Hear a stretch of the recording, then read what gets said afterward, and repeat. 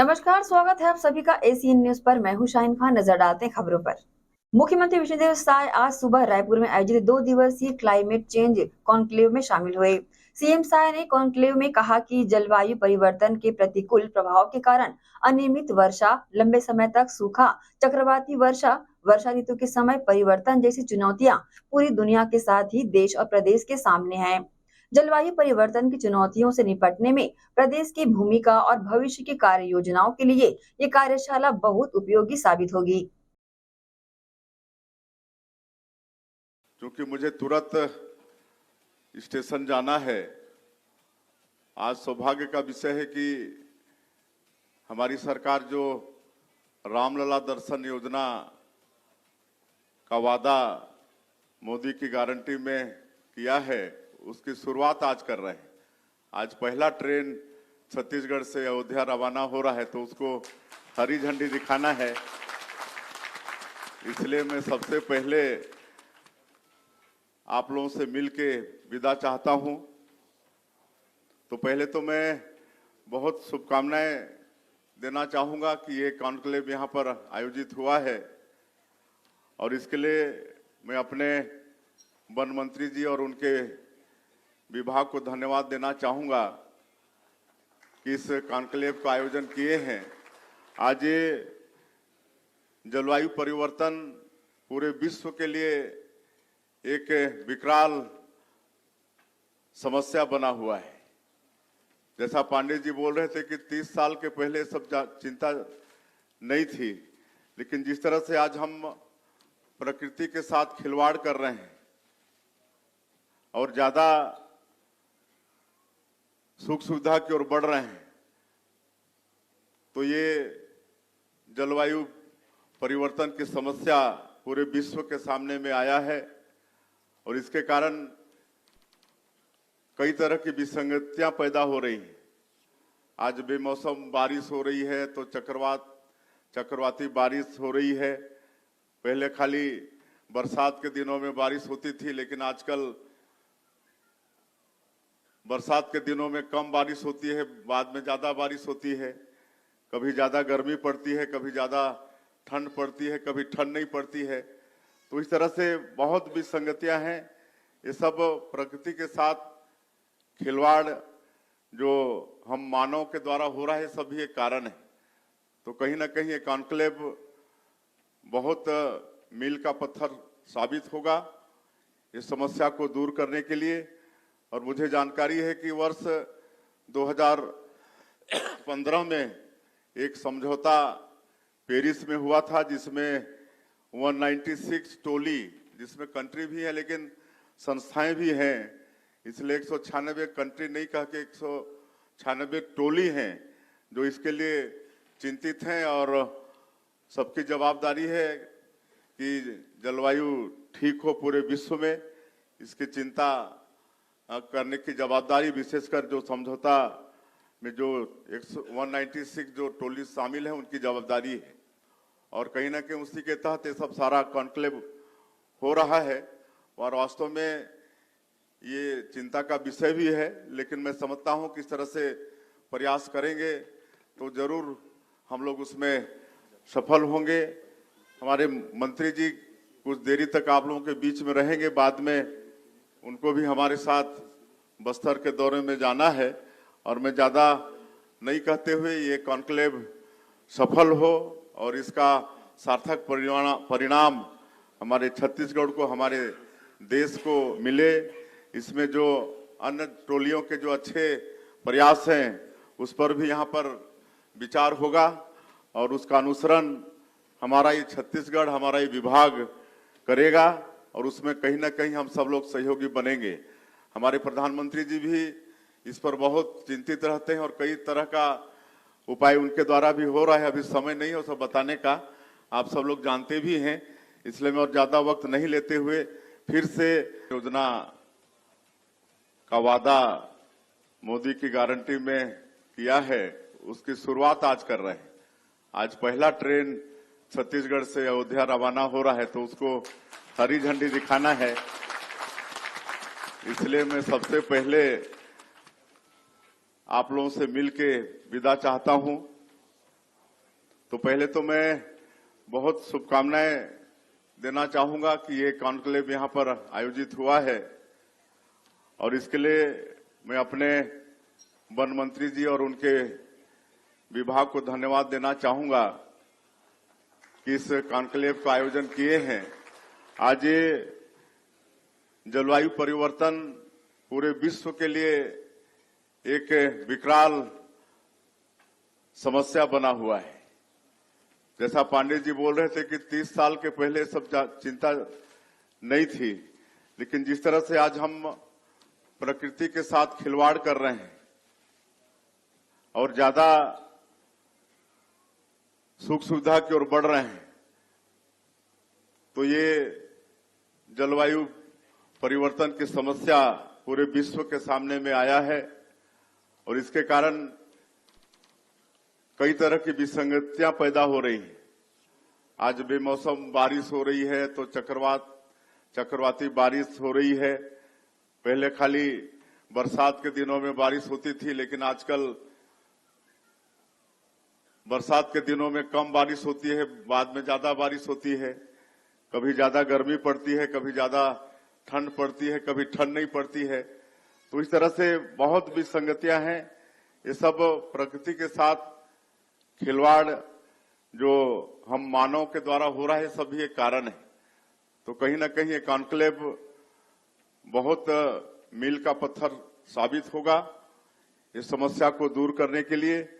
और मुझे जानकारी है कि वर्ष 2015 में एक समझौता पेरिस में हुआ था, जिसमें 196 टोली, जिसमें कंट्री भी है लेकिन संस्थाएं भी हैं, इसलिए 196 कंट्री नहीं कह के 196 टोली हैं जो इसके लिए चिंतित हैं। और सबकी जवाबदारी है कि जलवायु ठीक हो पूरे विश्व में, इसकी चिंता करने की जवाबदारी विशेषकर जो समझौता में जो 196 जो टोली शामिल है उनकी जवाबदारी है। और कहीं ना कहीं उसी के तहत ये सब सारा कॉन्क्लेव हो रहा है। रायपुर रेलवे स्टेशन से मंगलवार को सुबह 10:30 बजे अयोध्या के लिए आस्था स्पेशल ट्रेन रवाना हो गई। मुख्यमंत्री विष्णुदेव साय ने हरी झंडी दिखाकर आस्था स्पेशल ट्रेन को अयोध्या के लिए रवाना किया। ट्रेन में सवार सभी 850 यात्री रायपुर संभाग के हैं। इस दौरान अयोध्या जाने वाले यात्रियों का स्वागत किया गया। वहीं जय श्री राम के नारे से रायपुर स्टेशन का माहौल राममय हो गया। इस मौके पर मुख्यमंत्री विष्णुदेव साय के अलावा उप मुख्यमंत्री विजय शर्मा, विधायक राजेश मूणत सहित अन्य लोग मौजूद रहे। इस दौरान पीएम मोदी पर राजद नेता लालू प्रसाद के कोई परिवार नहीं वाले बयान पर तंज कसते हुए मुख्यमंत्री विष्णुदेव साय ने कहा कि पूरा देश मोदी जी का परिवार है। कि रामलला दर्शन योजना का शुभारंभ आज से हो रहा है। आज पहला ये ट्रेन हरी झंडी दिखाकर अयोध्या के लिए रवाना किए हैं। इसमें रायपुर संभाग के 850 राम भक्त, जिसमें माताएं बहनें भी हैं, सब अभी अयोध्या के लिए यहाँ पर रवाना हुए हैं। और इस अवसर पर हमारे मंत्रीगण भी हैं, छत्तीसगढ़ सरकार के आदरणीय रामविचार नेताम जी हैं, आदरणीय दयालदास बघेल जी, हमारे डिप्टी सीएम श्री विजय शर्मा जी, हमारे विधायकगण हैं, मोतीलाल साहू जी और बहुत सारे विधायकगण हैं। सब लोग यहाँ पर आकर उनको विदाई दिए हैं, उनको शुभकामनाएं दिए हैं कि वो अच्छे से अयोध्या में भगवान राम का दर्शन करके आए, छत्तीसगढ़ के लिए दुआ लेके आए, आशीर्वाद लेके आए। और ये सिर्फ अयोध्या ही नहीं, और भी जगह ये दर्शन करने के लिए ये लोग जाएंगे। और आज ये शुरुआत हुआ है और आगे बिलासपुर से भी ट्रेन रवाना होगा, अंबिकापुर से भी रवाना होगा। लगातार अब राम भक्तों के लिए रामलला दर्शन योजना में ट्रेन अयोध्या जाते रहेगा। हम लोग मंत्रिमंडल के साथ बहुत जल्दी जाने वाले हैं। ये आपने अपने उसको क्या कहना चाहिए? अब देखिए, कुछ लोग विरोध करते हैं कि मोदी जी का कोई परिवार नहीं है। अरे मोदी जी का तो पूरा देश है, 148 करोड़ लोग उनके परिवार के लोग हैं। भाजपा के राष्ट्रीय नेतृत्व ने भाजपा नेता विजय बघेल पर विश्वास जताते हुए उन्हें लोकसभा चुनाव 2024 के लिए दुर्ग संसदीय क्षेत्र से दोबारा चुनाव मैदान में उतारा है।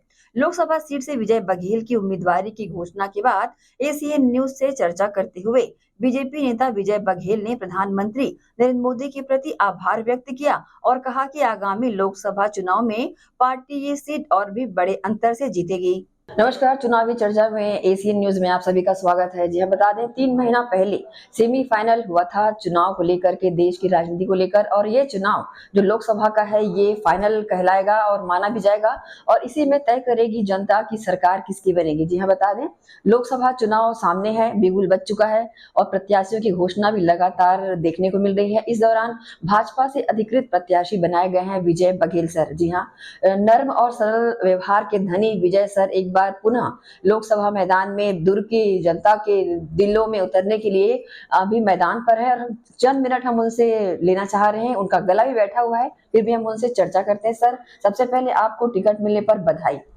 बहुत बहुत धन्यवाद। सर, आपके सामने में एक पूरी दुर्ग भिलाई की जनता है, एक बार पुनः विश्वास करेगी, कितना आप कयास लगाते हैं कि दोबारा आपको फिर से विश्वास करेगी जनता?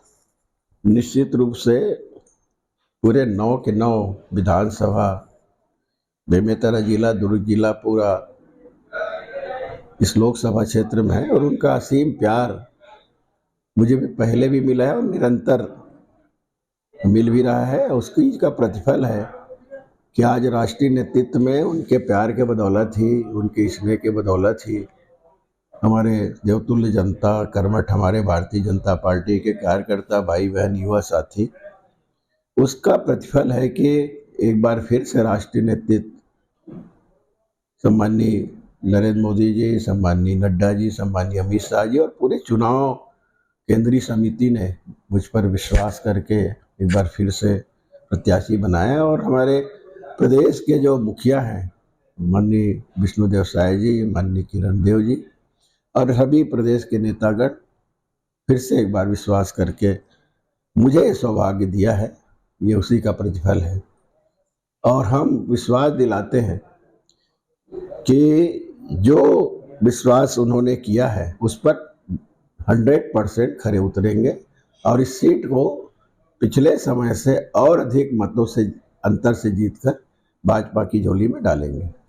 मुद्दे की बात तो करूंगी नहीं, क्योंकि जो देश के प्रधानमंत्री उन्होंने काफी सारी योजनाएं लागू की है महिलाओं के लिए, निर्धनों के लिए, काफी हितग्राहियों को इसका लाभ भी मिल रहा है। उसको किस नजरिए से देखते हैं, क्योंकि वर्तमान में जो महतारी वंदन योजना है उसको लेकर महिलाओं में काफी उत्साह है और एक ही नारा नरेंद्र मोदी जी को लेकर लगा रहे हैं। जहाँ तक मेरा सौभाग्य है कि घोषणा पत्र समिति के संयोजक के रूप में मुझे पार्टी ने दायित्व दिया और मैं लगभग 40 विधानसभा उसके लिए घूमा। सरगुजा संभाग पूरा, बिलासपुर संभाग पूरा, कुछ रायपुर के, कुछ बस्तर के और दुर्ग तो मेरा क्षेत्रीय है। इस तरह मैं सघन दौरा किया और नीचे स्तर के जो लोग हैं, चाहे वो फुटकर व्यापारी हो, पसरे वाले हो, सब्जी में बाजार में बैठने वाले हो, नाई दुकान हो, धोबी दुकान हो, इस से लेकर ऊपर तक उद्योगपति हो, इनसे मैंने बात की। खिलाड़ियों से, कलाकारों से, छोटे कर्मचारी से लेकर बड़े कर्मचारी से, पत्रकार भाइयों बहनों से, सबसे मैंने विचार जाने और सरकार से उनको क्या अपेक्षाएं हैं उन सब बातों को ध्यान में रखते हुए, चाहे हमारी बहनें हैं, युवा हैं, सबसे मैंने ये कुछ अनुभव लिया और उनकी बातें सुनी और उसको अपनी जो मोदी गारंटी के रूप में संकल्प पत्र था उसमें शामिल किया हमारे राष्ट्रीय नेताओं के और प्रदेश के नेताओं के सहयोग से, और उसका प्रतिफल भी मिला। और ये निरंतर माननीय विष्णुदेव साय जी के सरकार बनने के बाद उसको हम एक एक करके पूरा कर रहे हैं। तो जो विश्वास जनता ने की थी और उस विश्वास के आधार पे सरकार बनाई, उस पर हम खरे उतर रहे हैं।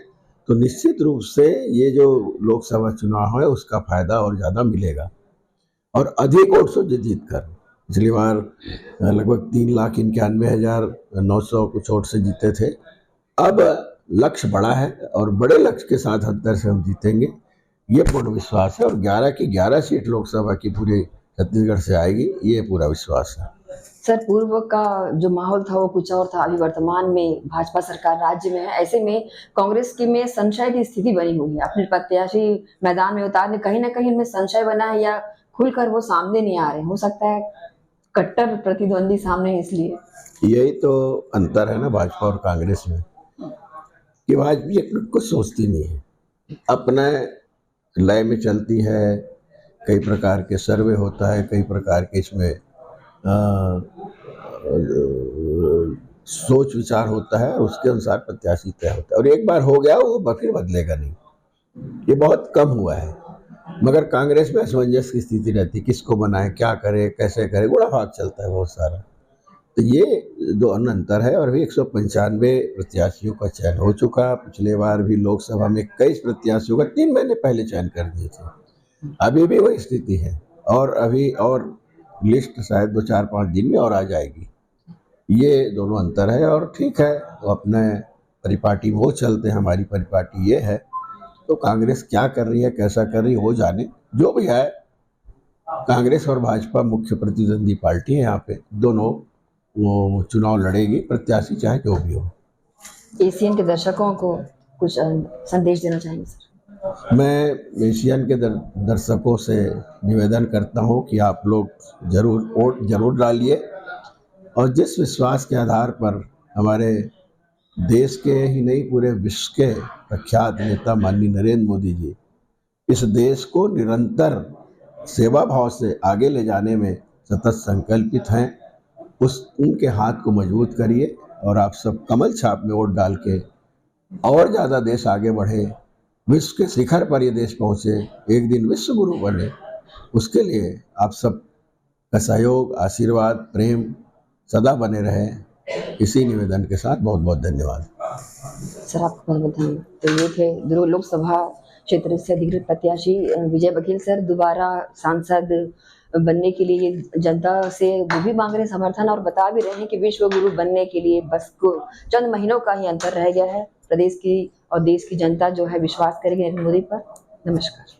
यह वक्त है एक छोटे से ब्रेक का, जल्द हाजिर होते हैं। आप सब बने रहिए एशियन न्यूज के साथ।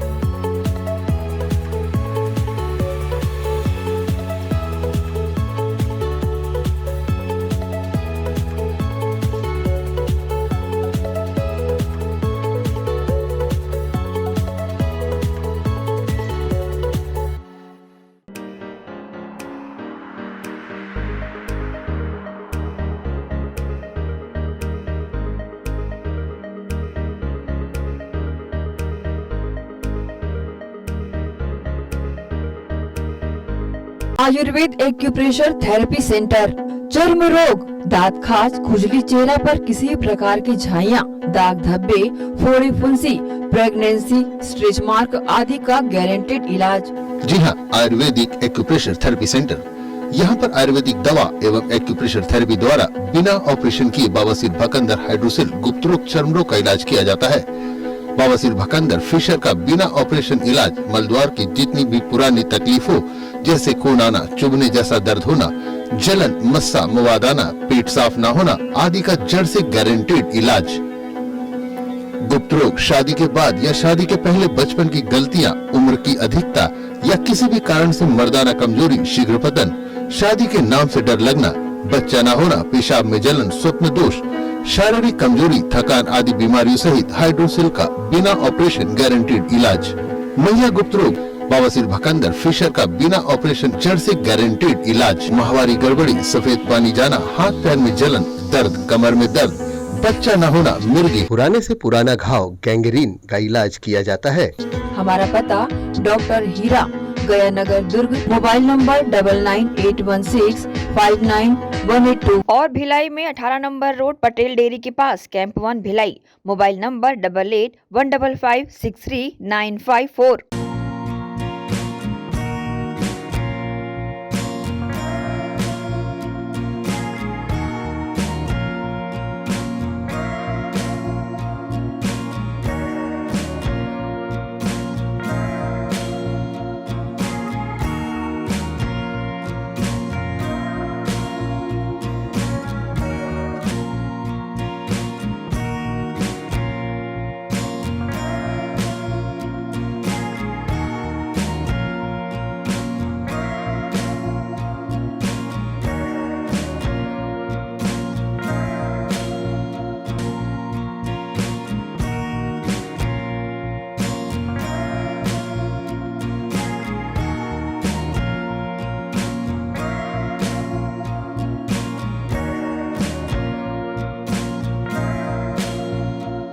सोनालिका रोटावेटर का बादशाह जो मिट्टी में सोना उगाता है, हम उनके सपनों को हकीकत बनाते हैं।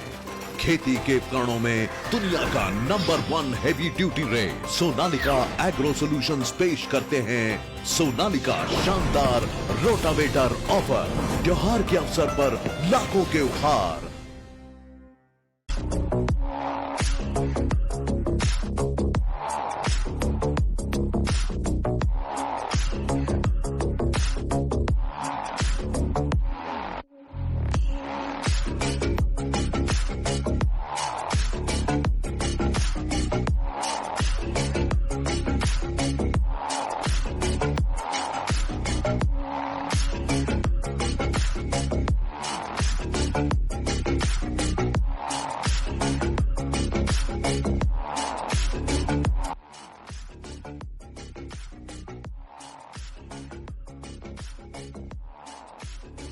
ब्रेक के बाद आप सबका स्वागत है। विशाल हिंदू राष्ट्र धर्म सभा के बैनर तले 2 दिवसीय दर्शन गोष्ठी दीक्षा आयोजन को लेकर दुर्ग आगमन पर शंकराचार्य सरस्वती जी ने पत्रकार वार्ता में चर्चा की। विशाल हिंदू राष्ट्र धर्म सभा के बैनर तले Maharaja Agrasen welfare trust toll plaza के पास बाईपास रोड दुर्ग में 2 दिवसीय दर्शन गोष्ठी दीक्षा के आयोजन किया जा रहा है, जिसमें शंकराचार्य स्वामी श्री निश्चलानंद सरस्वती जी महाराज द्वारा धर्म प्रेमियों को अपना उद्बोधन दिया गया। इस मौके पर मंगलवार को पत्रकार वार्ता में शंकराचार्य स्वामी श्री निश्चलानंद सरस्वती जी महाराज से चर्चा की गई, जिसमें श्री निश्चलानंद सरस्वती जी महाराज ने विभिन्न विषयों पर प्रकाश डाला। जो सनातन धर्म को नहीं मानते हैं उनका जीवन खतरे में, उनका उत्कर्ष नहीं हो सकता, न लौकिक उत्कर्ष न पारलौकिक उत्कर्ष। विज्ञान और वैज्ञानिकों को भी लाखों वर्षों तक मार्गदर्शन देने की क्षमता सनातन सिद्धांत का है। उत्पत्ति, स्थिति, संहार, निग्रह, अनुग्रह का विज्ञान, लौकिक उत्कर्ष, पारलौकिक उत्कर्ष, परमात्मा की प्राप्ति का विज्ञान, मृत्यु, जड़ता, दुख से अतिक्रांत जीवन की अभिव्यक्ति का विज्ञान सनातन सिद्धांत में है। सनातन सिद्धांत को विकृत करने वाले विकृत हो गए, सनातन सिद्धांत को मिटाने, विलुप्त करने की भावना वाले विलुप्त हो गए। सनातन सिद्धांत के आधार पर ही सृष्टि की रचना होती है, सृष्टि का पालन होता है, सृष्टि का संहार होता है। परमात्मा जिस सिद्धांत को मानते हैं वही सनातन सिद्धांत है, वही सनातन धर्म है। इसका कोई बाल बांका कर नहीं सकता। ईसा मसीह ने शरीर कहाँ छोड़ा था? उनको फांसी की सजा दी गई थी, लोगों ने सोचा कि ऊपर लटका दिया, मर जाएंगे, भाग गए। ईसा मसीह जीवित निकले, पैदल चलते चलते चलते चलते भारत में आए। जम्मू में आज भी ईसा मसीह की समाधि। वो स्वयं सनातनी थे या नहीं, हिंदू धर्म के दास्तानी थे या नहीं। ये मतदान में ईवीएम और बैलेट पेपर को लेकर प्रश्न चिन्ह लगे रहते हैं, तो आपकी राय में क्या मतदान में ईवीएम या बैलेट पेपर? मतदान की प्रथा ही भारत के प्रतिकूल है। चुनाव की प्रक्रिया बिल्कुल असंगत है। अराजक तत्वों को पालिए, फिर धन का अपव्यय कीजिए, फिर अगर एमएलए एमपी हो जाएं उसके बाद मनमाना कीजिए। वर्तमान चुनाव की प्रक्रिया से राष्ट्र का उत्कर्ष हो ही नहीं सकता। इसलिए जो सनातन परंपरा, एक बात सुन लीजिए, लोग समझते हैं कि राजतंत्र प्रजातंत्र का विरोधी था, लेकिन महाभारत में लिखा है जब राजतंत्र में राजा होते हैं 4 शिक्षाविद ब्राह्मण होना चाहिए मंत्रिमंडल में, 8 रक्षाविद क्षत्रिय होने चाहिए, 21 अर्थशास्त्र के विशेषज्ञ वैश्य होना चाहिए, 3 कुटीर उद्योग, लघु उद्योग, सेवा और श्रम के प्रकल्प को क्रियान्वित करने वाले शूद्र हों, 1 सांस्कृतिक मंत्री हों, 7 कैबिनेट मंत्री हों, जिनको राजतंत्र कहते हैं। उसी में प्रजातंत्र संहिता, जिसको आज प्रजातंत्र कहते हैं, उसमें उन्माद तंत्र है। प्रबलता, गरीबी पालते हैं राजनेता, लाभ उठाने देते हैं क्रिश्चियन तंत्र को। तालिबान के शासनकाल में 4 क्रिश्चियन मुसलमानों को तालिबान क्रिश्चियन बनाने आए। अमृत कलश जहाँ जहाँ रखे गए गुरु जी के द्वारा, उन स्थलों में कुंभ मनाया गया। कुंभ माने घड़ा, अमृत कलश का नाम है कुंभ। यहाँ कुंभ तो नहीं, कुंभ कल्प हमने कहा था कहिए। कुंभ तो जहाँ प्रसिद्ध हैं शास्त्र सम्मत वहीं होना चाहिए। ये कुंभ कल्प कह सकते हैं, कुंभ तो नहीं। लेकिन एक रूढ़ हो गया है, कहीं पर्व त्योहार में अधिक से अधिक व्यक्ति, कोई भी राजनीतिक दल संविधान की सीमा में कह सकता हम हिंदू राष्ट्र बनाएंगे। मन में भले झंडा लेके चलती भाजपा हमेशा, तो का झंडा भी नहीं ले सकती है। आपकी अपनी मान्यता है, ठीक से जानकारी रखें। राम जी सबको परहेज है कि अयोध्या जाते रहते हैं। अभी हमारे पास सूचना आई थी, अपने साथ एक व्यक्ति को चाहें तो लेकर आ सकते हैं। मोदी जी मूर्ति की प्रतिष्ठा करते हैं, हमें 40 फीट नीचे बैठ के ताली बजाता, यही आप चाहते थे क्या? जितने संत बैठे थे वो 40 फीट नीचे बैठे थे, एक भी संत का नाम भी नहीं लिया गया। अमिताभ बच्चन इत्यादि कलाकार का भी नाम नहीं लिया गया। मैं जो कदम उठाता हूँ सोच समझ के उठाता हूँ, राष्ट्र के हित में उठाता हूँ। तो राम जी से द्वेष है नहीं, मोदी जी से द्वेष है नहीं, लेकिन वहाँ जाना सर्वथा पद के विरुद्ध ही था। पद एसीएन न्यूज के लिए दुर्ग से नसीम फारूकी की रिपोर्ट। दुर्ग के बघेरा स्थित प्रजापिता ब्रह्म कुमारी ईश्वरी विश्वविद्यालय आनंद सरोवर में अंतर्राष्ट्रीय महिला दिवस पर स्नेह मिलन का आयोजन किया गया, जिसमें विभिन्न क्षेत्रों से जुड़ी महिलाओं का सम्मान किया गया। प्रजापिता ब्रह्म कुमारी ईश्वरी विश्वविद्यालय आनंद सरोवर बघेरा में अंतर्राष्ट्रीय महिला दिवस पर स्नेह मिलन का आयोजन किया गया। आयोजन में भिन्न भिन्न क्षेत्रों में उपलब्धि प्राप्त करने वाली महिलाओं का सम्मान किया गया। इस मौके पर मुख्य रूप से शाहना कुरैशी छत्तीसगढ़ रत्न से सम्मानित राज्य स्तरीय नारी शक्ति सम्मान दिया गया। वहीं प्रीति अजय बेहरा जो सदस्य हैं आंतरिक परिवार समिति सीमा सशस्त्र बल की, उन्हें भी किया गया। साथ ही डॉक्टर कल्पना देशमुख जो कि मिनी माता अलंकार से सम्मानित है, उन्हें भी सम्मानित किया गया। इसके साथ ही रत्ना नारमदेव पूर्व एल्डरमैन व समाज सेविका, ब्रह्म कुमारी रीटा बहन संचालिका, ब्रह्म कुमारी दुर्ग, ब्रह्म कुमारी रूपाली बहन वरिष्ठ राजयोगी शिक्षिका इस कार्यक्रम में शामिल रहे। साथ ही महिला सशक्तिकरण के लिए परमात्मा शिव द्वारा सकारात्मक परिवर्तन विषय पर सभी अतिथियों ने अपने विचार रखे। अभिवादन और अंतर्राष्ट्रीय महिला दिवस की हार्दिक शुभकामनाएं। और विगत कई वर्षों से हमने देखा है प्रजापिता ब्रह्म कुमारी में महिलाओं का सम्मान करने के लिए सबको बुलाया जाता है। ये परंपरा मुझे बहुत अच्छी लगती है, क्योंकि महिलाओं का सम्मान महिलाएं जब करती हैं तो ऐसा लगता है कि वास्तव में हमने कुछ सीखा है और कुछ देखा है। सिर्फ हम लोग महिला होने का ही फायदा ना उठाएं। आजकल आए दिन समाचार पत्रों में हम पारिवारिक हिंसा, घरेलू हिंसा, महिलाओं पर अत्याचार और किशोर वय बालकों में जो हिंसात्मक रवैया है, ये पढ़ ही रहे हैं अखबार में इन घटनाओं को। इसका कारण क्या है? इसका कारण अभी जो हमसे पहली मैडम ने आपको बताया है कि परिवार अपना दायित्व सही तरीके से निर्वहन नहीं कर रहा है। प्रजापिता ब्रह्म कुमारी बहनों को धन्यवाद देती हूँ जिन्होंने हमको ये मंच दिया और आप लोगों के सामने रूबरू होने का अवसर प्रदान किया।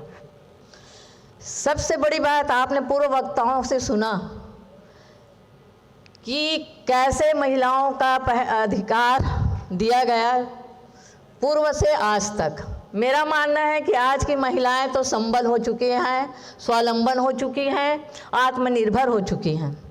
और सेवा भाव जो आज मैं यहाँ पे बैठ के सुन रही थी, जो बहनें हैं हमारी दीपाली बहन, तो हमारी मीठी बहनें, आप सब से हम 1 मिनट बस यही अपने वक्तव्य में कहना चाहते हैं कि आप अपने लौकिक में, चाहे बेटा हो चाहे बेटी, चाहे सास हो चाहे ससुर, चाहे देवर हो चाहे देवरानी, सबके प्रति समान प्यार की भावना रखिए, क्योंकि कहते न लव इज़ गॉड। हम यहाँ करीब 18 बहनें अभी रहती हैं आनंद सरोवर में, अलग अलग कास्ट की हैं, कोई मराठी है, कोई उड़ीसा की। इस मौके पर ब्रह्म कुमारी रूपाली बहन ने आए हुए सभी महिलाओं का स्वागत करते हुए अपने वक्तव्य में कहा कि अगर हर नारी अपनी शक्ति को याद रखे तो नारी शक्ति जागृत हो जाएगी और नारी सशक्त बन जाएगी। देखते हैं, नारी शक्ति का इतना सम्मान है कि आज नदियों के नाम बहनों के नाम पर ही रखे गए हैं। वहीं सम्मानित शाहना कुरैशी ने कहा कि हमारे जीवन में जब सकारात्मक विचार आते हैं तो समझना चाहिए कि हमारे कदम अच्छी दिशा की ओर बढ़ रहे हैं। घर में माता पिता अपमानजनक बातें करते हैं तो उसका असर बच्चों पर पड़ता है, तो हमें ध्यान रखना है अपने एक एक विचारों पर, कर्म पर। यदि हम अपने अधिकारों के प्रति जागरूक रहें तो महिलाओं का सशक्तिकरण सहज हो जाएगा। इसके साथ ही ब्रह्म कुमारी दुर्ग की संचालिका रीटा बहन ने भी उद्बोधन दिया। ACN न्यूज के लिए दुर्ग से नसीम फारूकी की रिपोर्ट। नगर पालिका निगम भिलाई के महापौर नीरज पाल ने सोमवार को अपने कार्यकाल का तीसरा बजट पेश किया। बजट में शहर एवं जनहित के काम में वित्तीय वर्ष 2024-25 में 620 करोड़ 51,03,000 रुपए व्यय करने का प्रावधान रखा गया है। महापौर ने शहर के युवाओं के बेहतर शिक्षा के लिए तक्षशिला निर्माण, रोजगार उपलब्ध कराने, बिजनेस प्रोसेसिंग आउटसोर्सिंग सेंटर व स्टार्टअप को बढ़ावा देने की मंशा बजट में जताई है। इसके अलावा महिला सशक्तिकरण, स्वास्थ्य सुविधाएं, सड़कों का विकास व सौंदर्यीकरण, मांगलिक भवन, शिक्षा, खेल, वृक्षारोपण, जल संसाधन, स्वच्छता व्यवस्था आदि के लिए भी बजट में राशि प्रावधानित की गई है। वहीं बजट वाचन के बाद नेता प्रतिपक्ष भोजराज सिन्हा ने सभी पार्षदों से उनकी भावनाओं को आमंत्रित कर सदन में विस्तृत चर्चा करने की मांग रखी। महापौर ने कहा कि बिना किसी तैयारी के पार्षदों से आने वाले सवाल का तत्काल जवाब दिया जाना संभव नहीं है, लिहाजा सभापति ने पार्षदों को लिखित में सवाल देने के साथ ही जवाब के लिए आगामी 7 मार्च तक के लिए सामान्य सभा को स्थगित कर दिया।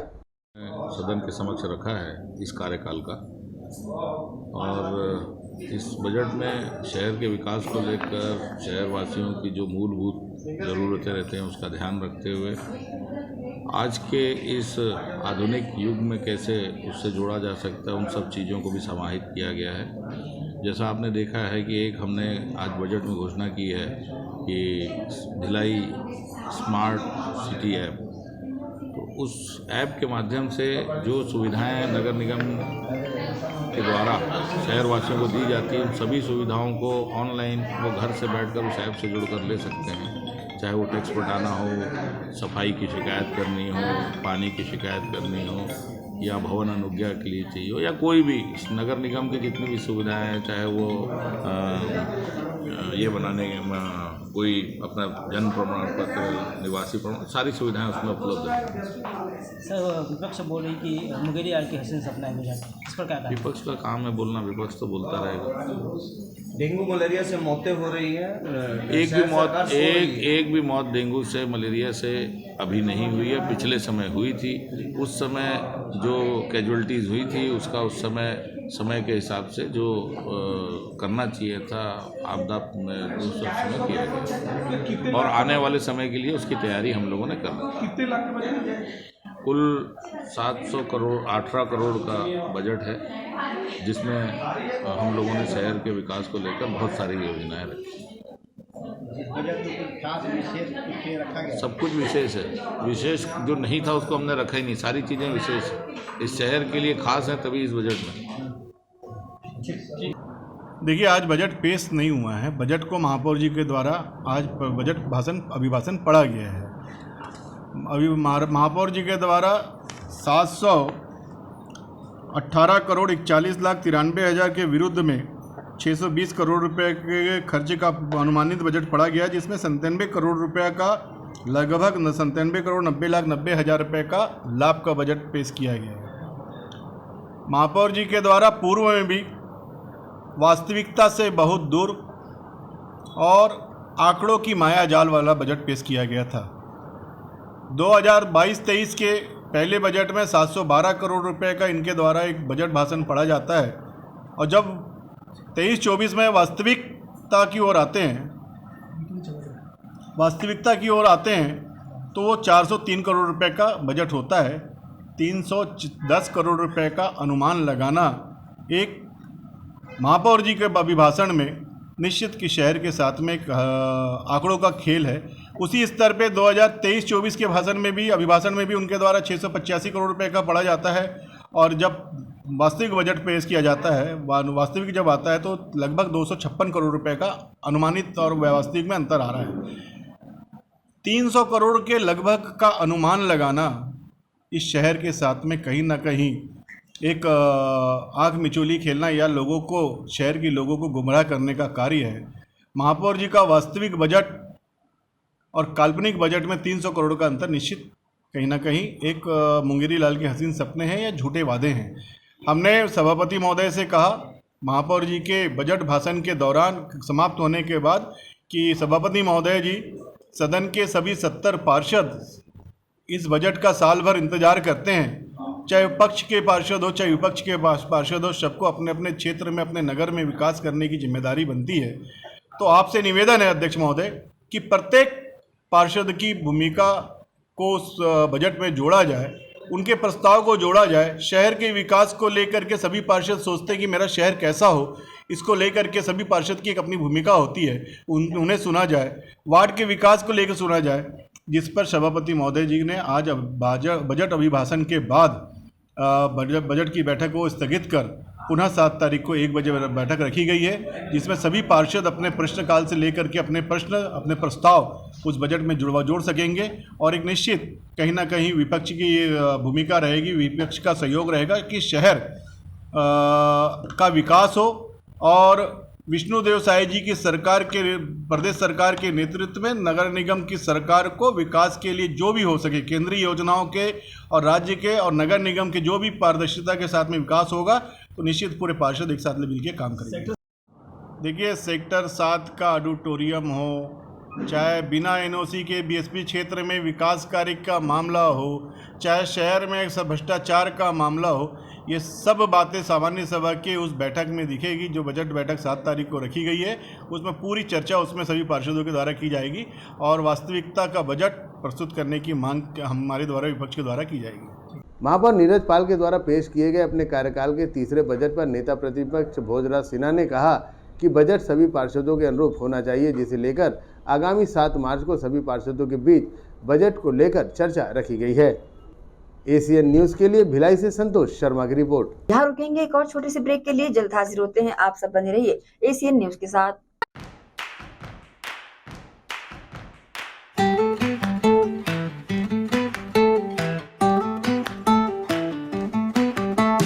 नन्हे नन्हे प्यारी जान, पढ़ेंगे लिखेंगे तभी तो बनेंगे भारत की पहचान।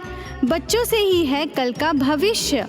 तो आइए उदय पब्लिक स्कूल में जल्द ही एडमिशन कराइए। जी हाँ, एडमिशन शुरू हो चुके हैं। नर्सरी से कक्षा 8वीं तक आपके निकट उदय कॉलेज कैंपस नियर ACC बोगदा पुल नंदनी रोड जामुल भिलाई में स्थित 2019 से गुणवत्ता भर शिक्षा प्रदान करने वाला आपके क्षेत्र में पहली बार, जिसका नाम है उदय पब्लिक स्कूल। जी हाँ, सभी कक्षाओं के लिए निःशुल्क प्रवेश। स्कूल नर्सरी से कक्षा 8वीं तक के लिए इस वर्ष प्ले ग्रुप की भी शुरुआत की जा रही है। सरकार द्वारा 25% छात्रों के लिए मुफ्त शिक्षा प्रदान की जाएगी। प्रवेश के लिए जल्दी करें। बस वैन की सुविधाएं भी उपलब्ध है। पुस्तकालय सुविधाएं है, CCTV कैमरा, संगीत कक्ष, खेल और सांस्कृतिक गतिविधियां, मल्टीपर्पस हॉल। महत्वपूर्ण दिन और त्योहारों को भी यहाँ मनाया जाता है। कंप्यूटर लैब और स्मार्ट क्लास शिक्षण सुविधाएं भी उपलब्ध की जाती है। अग्नि सुरक्षा के लिए भी सुविधाएं उपलब्ध है। बच्चों के अंग्रेजी बोलने पर भी महत्वपूर्ण ध्यान दिया जाता है। तो फिर देरी किस बात की, जल्दी कीजिए, क्योंकि एडमिशन शुरू हो चुके हैं उदय पब्लिक स्कूल में। आपके निकट उदय कॉलेज कैंपस निकट ACC बोगदा पुल नंदनी रोड जामुल भिलाई में।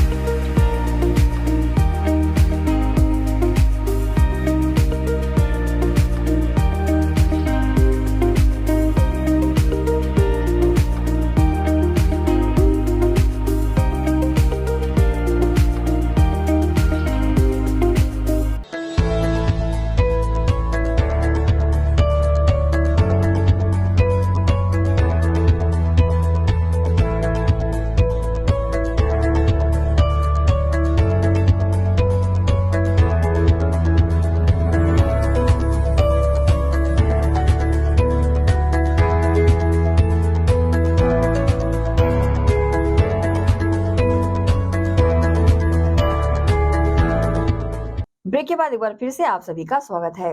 जशपुर जिले के पत्थलगांव थाना क्षेत्र में महंगी बाइक चोरी करने वाले बदमाशों को पकड़ने के लिए पुलिस ने जाल बिछाकर गिरोह के सरगना सहित 6 लोगों को गिरफ्तार कर आरोपियों के पास से चोरी की 24 बाइक जब्त की है। जशपुर पुलिस अधीक्षक शशि मोहन सिंह ने बताया कि इन आरोपियों को पकड़ने के लिए चोरी वाले अलग अलग स्थानों पर 3 महंगी बाइकों का चारा डालकर आरोपियों को पकड़ने में कामयाबी मिली है। बदमाशों का गिरोह सरगुजा, जशपुर और रायगढ़ जिले में बाइक चोरी की वारदातों को अंजाम दिया करता था। इन बदमाशों के गिरोह तक पहुंचने के लिए उन्हीं की कार्य योजना का सहारा लिया गया, जिसके बाद सरगना सहित आधा दर्जन बच्चों को गिरफ्तार कर लिया गया है। क्या किया कि जगह जगह पे कुछ स्पॉट को चूज किया और वहाँ पर सिविल ड्रेस में हमारी एक टीम लगी, साथ ही मुखबिरों को भी सक्रिय किया गया और मुखबिरों के द्वारा दी गई सूचना पर थाना प्रभारी प्रशिक्षु DSP भानु प्रताप को सूचना मिली थी कि आज इस तरह के कुछ चोर शहर में देखे गए हैं। इस सूचना पर हमारी एक टीम सिविल ड्रेस में वहाँ पर बताया गया हुलिया के अनुसार जब गई तो उन लोगों ने पुलिस को देख के उनको भी थोड़ा शक हुआ इनके चाल ढाल से, तो वो लोग भागने लगे। भागने के बाद पुलिस की टीम ने दौड़कर इनको घेराबंदी करके पकड़ने पर 3 लोग हमारी पकड़ में आए, जिसमें कि मुख्य आरोपी बागे अकरम, हसनैन और साहिबे अकीबर। इन तीनों को पूछताछ करने के लिए थाने में लाया गया और पुलिस ने जब इनको मनोवैज्ञानिक तरीके से और कड़ाई से जब पूछताछ किया तो इन लोगों ने अपनी चोरी, इसके कागजात मांगे गए तो वो चोरी की थी। उसके आगे की पूछताछ में इन लोगों ने स्वीकार किया कि सोनू, जयपाल और एक तीसरा आरोपी है शाहिद। इन तीनों के पास हम लोग चोरी की और गाड़ियाँ बेचे हैं। इसके बाद पुलिस की टीम इन तीनों को भी वहाँ से जाके पकड़ी। इनके संबंधित ठिकाने जो सीतापुर के रहने वाले थे, सीतापुर थाना क्षेत्र के। वहाँ से जब इनको पकड़ा गया और इनसे जब पूछताछ किया गया तो अभी तक 24 मोटरसाइकिल पुलिस की टीम ने बरामद किए, जिसमें से 13 मोटरसाइकिल सोनू के पास था और 6 मोटरसाइकिल जयपाल के पास था और 5 जो मोटरसाइकिल जो शुरू में 3 आरोपी पकड़े गए थे इन्हीं के पास था। इसमें से जो 24 मोटरसाइकिल है उसमें से 6 मोटरसाइकिल हमारे अपने ज़िले की चोरी की घटनाएं से वो हैं। बाकी के अन्य मोटरसाइकिल आसपास के थाना क्षेत्र पड़ोसी जिले लहनुआ, रायगढ़, अंबिकापुर आदि जगह से इन लोगों ने चोरी किया है। संबंधित थाने को भी खबर किया जा रहा है। इन आरोपियों के खिलाफ में संबंधित धाराओं में 379, 411, 413, 414 और 34 IPC के तहत मामला पंजीबद्ध कर दिया गया है और आज इनको रिमांड पर भेजा जा रहा है। इस पूरी प्रक्रिया में एसडीओपी हरीश पाटिल और विशेषकर मैं थाना प्रभारी भानु प्रताप की भूमिका को उल्लेख करना चाहूँगा कि मैं एक दिन आया था यहाँ थाने में, इन्हें निर्देशित किया था। इन्होंने एक विशेष कार्य योजना बनाई अपने टीम के साथ में और इन्होंने सफलता पाई है। एज ए पुलिस अधीक्षक इनको मैं एक लीव लेटर भी दूंगा। साथ ही इनकी जो स्पेशल टीम हमारी इसमें लगी थी उन सारे कर्मचारियों को नगद इनाम भी दिया जाएगा। क्या राशि है सर नगद इनाम? वो अलग अलग रैंक के हिसाब से देते हैं, जो 500 से 200 जो हमारी प्रक्रिया है उस हिसाब से। अभी तो जितना था वो 3.5 से बरामद कर लिया, लेकिन इनके बताए गए सूचना के आधार पे हमारी टीम जिले में और अन्य थाना क्षेत्र में काम कर रही है। जल्दी हम लोग एक और खुलासा करें। कुछ ऐसा क्या खुलासा हुआ कि जिन लोग कितने दिनों से यानी कितने वर्षों से या कितने माह से अभी ये पिछले 3-4 महीने से चोरी की वारदात में शामिल थे और इनमें से कुछ का पुराना रिकॉर्ड नहीं। देखिए क्या होता है कि जब हमारे पास सूचनाएं आती हैं तो तरह तरह के और भी सूचनाएं आती है किसकी क्या भूमिका थी, कि पुलिस जो जिसको भी लाती है पूछताछ के दौरान उसकी भूमिका कानून के दायरे में क्या चोरी के मामले में संलिप्त है उसके आधार पर हम कार्रवाई करते हैं। तो बाकी और भी काफ़ी लोग इसमें पूछताछ के लिए लाए गए थे जिनकी भूमिका डायरेक्ट इसमें नहीं थी, उनको यहाँ से पूछताछ के बाद छोड़ दिया गया। रायगढ़ के खरसिया में सोमवार को जमीन विवाद पर भाजपा नेता को गोली मारने वाले आप नेता अमर अग्रवाल को रायगढ़ पुलिस ने महज 10 घंटे के भीतर गिरफ्तार करने में सफलता पाई है। पुलिस ने दिल्ली भागने की जुगत में आरोपी को रायपुर एयरपोर्ट में धर दबोचा। उधर घायल भाजपा नेता गोपाल गिरी का रायगढ़ मेडिकल कॉलेज हॉस्पिटल में उपचार जारी है। अमर अग्रवाल के पास गेट के पास गया, हाँ गेट के पास गया, मैं बोला कि गेट को हटवाओ सर यहाँ पर से पहले, हाँ तो उतना भी मेरे को ज़्यादा नेतागिरी मत कर यहाँ पास, तो मेरा जमीन से निकल, ऐसा वैसा करके मेरे को फिर गोली मार दिया डायरेक्टली। 3 गोली मारा है अमर अग्रवाल द्वारा। हाँ तो क्या और गाड़ी स्टार्ट करके भागने लगा, सीधा अपने घर की ओर भागा। सीमांकन और जमीन का मेरे ऊपर हमला कर दिया, उनके पारिवारिक मैटर के चक्कर में मेरे ऊपर हमला किया गया, उसके ऊपर कड़ी से कड़ी कार्रवाई चाहिए। दुर्ग के बघेरा रेलवे स्टेशन क्रॉसिंग के पास युवा व्यापारी की ट्रेन की चपेट में आने से दर्दनाक मौत हो गई। वहीं दुर्ग पुलिस मामले की जांच में जुटी हुई है। दुर्ग में बीती रात बघेरा रेलवे क्रॉसिंग के पास ट्रेन की चपेट में आने से एक युवा व्यापारी की दर्दनाक मौत हो गई। कोतवाली पुलिस ने मर्ग कायम कर शव को पंचनामा करने भेज दिया है। शव परिजनों को सौंप दिया गया है। वह मृतक का अंतिम संस्कार मंगलवार को किया गया। इस मामले में मिली जानकारी के अनुसार पुलिस के मुताबिक गंजपारा में सैनिटरी सामानों का व्यापार करने वाले गंजपारा निवासी प्रणय बाफना सोमवार की रात लगभग 8:30 बजे बघेरा रेलवे क्रॉसिंग के पास ट्रेन की चपेट में आ गए थे। इससे घटनास्थल पर ही उनकी मौत हो गई थी। उनकी 2 बेटियां हैं। वहीं पुलिस मामले की जाँच में जुटी हुई है। ACN न्यूज के लिए दुर्ग से नसीम फारूकी की रिपोर्ट। इसी के साथ ही आप चलेंगे इजाजत। आप सब बने रहिए ACN न्यूज के साथ। नमस्कार।